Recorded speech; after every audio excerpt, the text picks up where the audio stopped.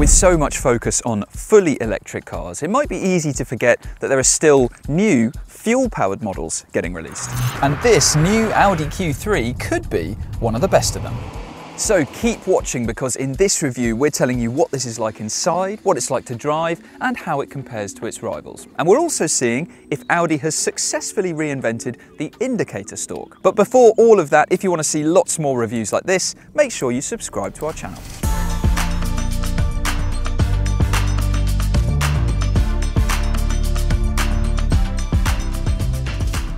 So, the Audi Q3 is an SUV which over 10 years and 2 generations has become one of the best-selling models for the German manufacturer. And so, you imagine because of that popularity, Audi's decided not to ditch it completely to be replaced by a fully electric model just yet. Instead, it's back for a 3rd generation with some engines. And if you're not familiar with the Q3, then thanks to the number in its name, it's pretty easy to work out where it sits in Audi's lineup, because this is bigger than the Audi Q2, but smaller than the Audi Q5. It's also set to become Audi's cheapest SUV pretty soon, because the cheaper, smaller Q2 is about to go off sale. It will be replaced, but that will be with a fully electric version, and that won't be for some time. On the outside, Audi says this new Q3 features a new design language with smoother and cleaner surfaces, and you can see the front end does now look pretty similar to the new Q5. There's also a new look at the back with a new light design and this black plastic here, all of which reminds us of something from Super Mario. The alloys are 18, 19 or 20 inches in size, depending on the trim level that you go for, and there are 9 different paint colours to choose from in the UK, including a new green and a couple of new greys.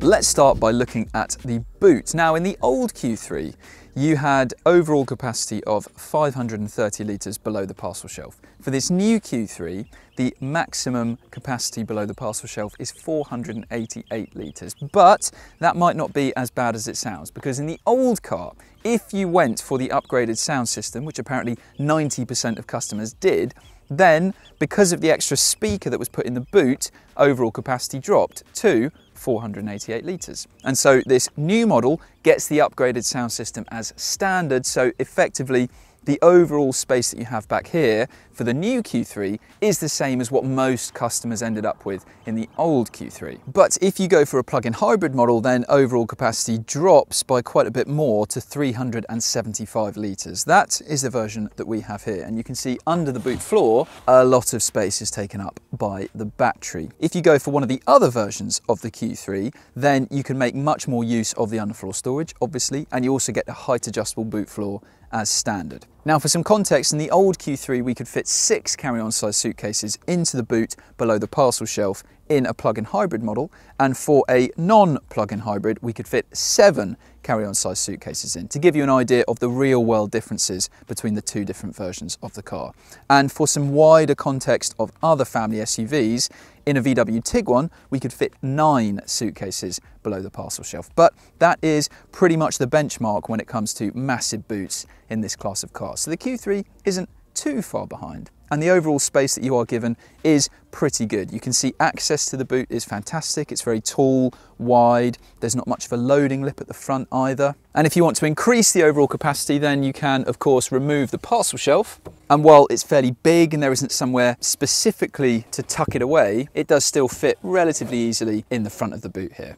The rear seats also split fold 40, 20, 40 as standard, so effectively you can fold each one independently of the other, which is a very useful feature to have. And to throw them down, you can simply come around the side, pull on the lever, and you can see when they are down, they lie pretty much flat with the boot floor. So overall, it's not the biggest boot in the family SUV class, but it's still certainly big enough for most needs and has lots of helpful practical features. Now, you may have noticed that this doesn't look like a typical SUV at the back, and that's because this is a Q3 Sportback, essentially a coupe styled version of the Q3 with a much more sloping roofline than what you get in the regular Q3 SUV version of this car. You could get a Q3 Sportback with the old Q3, and you have the same option for this new generation. If you go for a Q3 Sportback, then the overall capacity in the boot below the parcel shelf is the same as the SUV version of the car. But above the parcel shelf, that's where the space is different because, of course, you've got that sloping roofline that cuts in to the available room up here. Now, overall, the new Q3 is 40mm longer than the old car, but most of that extra length is at the front of the car to try and make the bonnet seem longer than it was before. The distance between the front and rear wheels is identical to the old car, so that means interior space is the same for this new Q3 as it was for the old one. So that means sat in the back, rear legroom is very good indeed. I'm 177 centimeters tall, about 5'10", sat behind my driving position, and you can see loads of legroom, decent amount of foot space as well, although you can't slide all the way through underneath. There is a bit of a ledge that you've got to go over at some point. However, we are in the Sportback version of the Q3, and this is not this car at its best when it comes to practicality, because you can see I can't sit up straight with my head on the headrest without my head touching the roof lining. Now, I can sit in here normally, pretty comfortably, but it is the case that in the SUV, I can get in better with more headroom, certainly, than in this Q3 Sportback. So, if you want a Q3 and you are planning to regularly carry tall adults in the rear seats, then definitely go for the SUV instead of the Sportback. Now, elsewhere back here, you can see you've got two USB-C ports. They come as standard. You've also got your own climate controls back here. You can adjust the temperature very easily, which is good to have. But this does show that the center console comes pretty far back into the rear seat foot space. And you've also got a really big transmission tunnel as well. So if you're sat in the middle seat, you will have to squeeze your legs either side of it. But if no one is sat here, then you can pull down this middle seat to give you an armrest, or use these two cup holders here. And you can also very easily pull down the middle seat itself to give you really easy access to the boot if you need to grab something back there on a long journey. Now, the top of the window line is fairly low, so it means if you want a good view out of the car, you've got to kind of duck underneath it a bit, but you still get a relatively good amount of light back here, and it doesn't feel cramped at all, even in this Sportback version. Now, overall, even the SUV version of the Q3 is not quite as spacious in the rear seats as an X1 or an XC40, but it's still pretty good back here. Although, do bear in mind that with the Sportback, you get less rear headroom than you do in the regular SUV version. But where this car stands out against its rivals is the fact that it gets sliding rear seats as standard. So you can slide forwards the middle seat and this outer seat here. And you can also adjust the angle of the backrest. So you can move it from as far forward as this, although I don't know why anyone would want to sit like this, or you can put it all the way back to here. Now, that's great, not just for maximizing rear seat space, but also to give you the flexibility of getting a bit more boot space if you need it as well. Because of course, when you move these rear seats forward, it opens up the overall load capacity in the boot, all of which is pretty handy. Now, up front, things are quite different from before, and the main change to point out is here with this steering wheel and this as well, because you can see the gear selector used to be on the center console, but is now up here, which is good because it's very close to hand, makes changing gear very simple indeed. And it is attached to the indicators and the windscreen wipers on this side. Now, normally they would be separated, one on either side, but here you've got all of it built into this one chunk of plastic. And having driven this car a fair bit already, it's not an ergonomic disaster that you might think it could be, because we've seen Tesla tamper with its indicator setup, all for the worse. But to be honest, with this Audi, it's all still within easy reach. And yes, you could argue that having these wipers on a fairly small dial is a little fiddly, rather than having a separate big stalk you can just shove up and down. But actually, once you've got your head around it and you know where the controls are, it's fine, and it's very easy to adjust to. The steering wheel is also new and features this touch-sensitive panel set up here. Now, it's not purely touch-sensitive. With some of the controls, you've got a bit of a choice. So for the volume, you can slide it up or down, or you can just press it up or down. And as touch-sensitive setups go, this is definitely not the worst example out there, but it is still the case that it would be better to have completely separate physical buttons to operate all of the different functions that are on here. You have an 11.9-inch fully digital driver display here, which has been designed so that it will hopefully not be blocked by the steering wheel, because you can see the main bulk of the information is presented to you widescreen below the top of the rim. Now, it's great that you've got a lot of configurability with the driver display, so you can choose from a lot of different setups and layouts, and you can choose which information you want to have visible. But the actual graphics aren't the sharpest or nicest looking around. And the same goes for the infotainment system that the driver display is connected to. Now, this 12.8-inch touchscreen might not have the most amazing looking graphics, but it's still pretty responsive, and it's got a fairly simple layout as well. Audi is very good at infotainment systems, we do know that. But it is a shame that you've got all of this space down here where you could have lots of physical buttons and dials for the climate controls, but unfortunately all of them are on the touchscreen itself. Now, that is a shame compared to the old Q3, which had separate dials and buttons for the climate controls. Now, to be fair, at least they are permanently visible, and also you do have this big ledge here so you can rest your hand and adjust the buttons as you drive, but it's still not as good as having separate physical controls, as we've been saying for a very long time now. Older Audis used to have a rotary dial to help control the infotainment system, but even the old Q3 had gotten rid of that by the end of its life, so of course you don't have one for the new Q3 either. Now, in terms of quality in here, we are in a range-topping version of the Q3, so this is essentially as fancy and expensive looking as things get, and to be honest, the quality is pretty good. It's not going to blow your mind, but the materials in here do look and feel relatively expensive. Now, this on the dashboard here isn't some luxurious soft touch finish, but it does still look and feel pretty classy. But there are still some harder plastics around, so it's not the case that this is from top to bottom a really top-notch premium feeling interior. But compared to the BMW X1 and the Volvo XC40, this is still a decent interior compared to the other new cars that it's up against. But it is perhaps another example of showing that Audi is not focusing on its interiors in the same way that it used to, because as we've seen with the new Q5, that is a good interior compared to the new cars that it's up against today, but it's not actually as good as the model that it replaced. And you could put the same argument forwards for this Q3 compared to the old one. Or at the very least, this is not a huge step forwards compared to that old car, even if it does still compare pretty well to the X1 and the XC40 and the other premium rivals that it's up against today. Now, in terms of storage, you've got decent sized door bins up front here, and on the center console, the slight redesign by moving the gear selector means you've got two good sized cup holders. You've also got this handy storage compartment which is covered, but you can see it is actually pretty shallow, and it's where you have your wireless phone charging and two USB-C ports to go with the two USB-C ports that you get in the rear as well. Under this nicely padded central armrest, you've got more storage.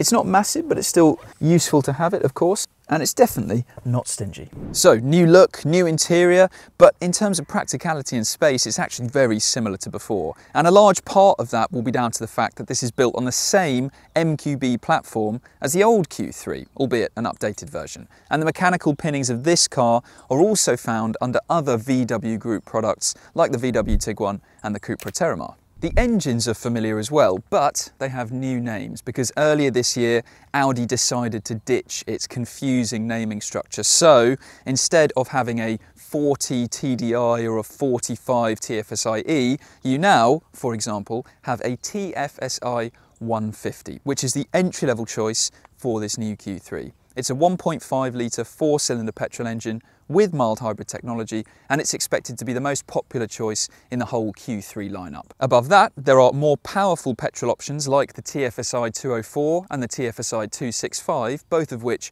are four-wheel drive. And there's also a TDI 150 diesel. Plus, there's this plug-in hybrid model, which is the e-hybrid 272. It gets the same plug-in hybrid setup as the Audi A3 and also the VW Tiguan. And that means that this has a battery with a usable capacity of 19.7 kilowatt hours. And that gives this Q3 plug-in hybrid an official electric-only range of up to 73 miles, which is incredibly impressive and pretty much double what the old Q3 could manage. And that's because this new Q3 has a battery which is double the size of the last one, but that's in terms of its usable capacity. In terms of the physical space that it takes up inside the car, impressively, it's exactly the same as the old Q3. It can also accept fast charging at speeds of up to 50 kilowatts, so in ideal conditions you can get a 10 to 80% top up in less than half an hour. For now, the fastest version of the Q3 is the TFSI 265, but if you remember in the previous generation of the car, there was a performance-focused RS Q3, but Audi hasn't yet announced officially if the RS name will be returning for this new generation of car. Now, what about the versions of the Q3 that you can buy right now? What are they like on the road? Well, we have spent time in this plug-in hybrid version and also the entry-level TFSI 150 petrol. And to be honest, the new Q3 is really good on the road, much like the old car was. There are 3 different suspension setups you can have. There's the regular setup, there's sport suspension, and then there is this adaptive suspension setup. So you can choose whether you want to make things firmer and sportier or soften it off. Every car we've driven has had this adaptive setup, and to be honest, it's pretty comfortable for the most part. The ride is on the firm side by family SUV standards, particularly at low speed. There are softer riding cars around, but it's not uncomfortable, and all the movements in the body are really impressively well controlled, and it generally feels pretty tied down. The steering's also nicely weighted and gives you a lot of confidence in what the front wheels are doing as well. Performance is very good in this plug-in hybrid model. It's quick off the line, and the transition between electric power and petrol is also smooth and impressive. But if you're accelerating very hard, the engine noise that you get isn't that nice to listen to be honest. And that is also something that afflicts the TFSI 150 regular petrol as well. When you're at the top of the rev range accelerating hard, the really boomy engine noise that you get is actually pretty unpleasant to listen to. There's a bit of road noise in the interior as well, but actually for the most part things are pretty calm, quiet and controlled when you aren't accelerating hard. And what about this indicator stalk setup thing on the move? Well, to be honest, maybe the best thing I can say about it is that I don't really have an opinion on it, because I didn't necessarily think there was anything wrong with indicator stalks before and the way that they were set up. And we've seen Tesla have a go at reinventing things by moving them onto the wheel, and that's all for the worse. But what Audi have done here doesn't make things noticeably worse at all. It's quite good having everything close to hand, and this windscreen wiper setup is also fairly effective. And the other good thing about that is that this control unit is backlit, so you can see what's going on at night, which is very handy. And while we're talking about night driving, Audi is very pleased indeed with these new Matrix LED headlights that it's fitted to the new Q3. So it can, like many cars, of course, give you automatic full beam assistance, so it can cut out parts of its light to make sure it's not dazzling oncoming drivers. But it can also project things onto the road itself ahead of you. And the idea being that it can show you some safety warnings, and it also has features like showing you where you've placed the car in the lane that you're in. Now, it's not necessarily a feature that you absolutely have to have in your Q3, but it is still fairly effective in the way that Audi have implemented it. It is, though, only available on the range-topping trim level of the new Q3. Speaking of trims, there are 3 to choose from: Sport, S-Line and Edition 1. Even entry-level Sport gets loads of equipment as standard. You get things like heated front seats, adaptive cruise control, 3-zone climate control. Going for S-Line adds some styling touches on the outside and inside. Edition 1 adds some more styling touches, as well as those fancy headlights and adaptive suspension, but it does push the price up quite a lot. And so the Q3 is definitely easier to recommend at the lower end of its lineup. The entry-level petrol option costs over £38,000 in its cheapest trim. So it's not a cheap SUV, but the pricing is in line with the other rivals that it's up against. If you want a sportback version, by the way, then it's about £1,500 more than the regular SUV. And just bear in mind that you are paying for a lot less rear headroom. So the new Q3 carries over a lot of the same strengths and weaknesses as the old car. The interior compares well against the other modern rivals that it's up against today, but it is unfortunately another example of the German manufacturer not setting the same very, very high standards that it used to when it comes to interior quality and usability. but it's still a practical interior, especially if you go for the SUV with its excellent rear seat space, and it's got a big boot as well. And while the ride is slightly on the firm side for a family SUV, this is still good to drive, and it comes with an impressive lineup of engines to choose from as well. So, if you're after a premium family SUV that isn't fully electric, this is definitely worth considering.